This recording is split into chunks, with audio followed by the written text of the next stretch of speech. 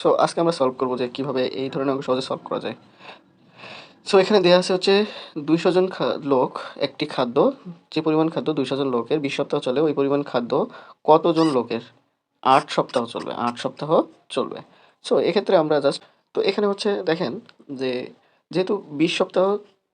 কতজন লোক খেতে পাচ্ছে, 200 জন লোক খেতে পাচ্ছে ওই খাদ্যটুকু, তাহলে হচ্ছে 1 সপ্তাহে কতজন লোক খেতে পারবে, 1 সপ্তাহে যেহেতু তাহলে হচ্ছে আরও বেশি জন লোক খেতে পারবে, তাহলে আমরা লিখতে পারি 20 গুণ 200। আচ্ছা, এবার দেখেন যে বলছে যে 8 সপ্তাহে কতজন লোক খেতে পারছে, তাহলে এখানে দেখেন যে 20 গুণ 200 ডিভাইডেড বাই হচ্ছে 8 যদি আমি দিই, কারণ 8 সপ্তাহ খাবে অতজন লোক, তার মানে আমরা এখানে পাচ্ছি হচ্ছে ক্যালকুলেশন করলে হচ্ছে 4 4 পাশে 20, আর এখানে হচ্ছে 2, আর এখানে হচ্ছে 2 গুণে 100, তাহলে আমরা ক্যালকুলেশন করার পরে এখানে পাচ্ছি হচ্ছে 500 জন। তাহলে এখানে বলছে দেখেন যে ওই যে খাদ্যটা দেওয়া ছিল ওই পরিমাণ খাদ্য 8 সপ্তাহে 500 জন লোক খেতে পারছে।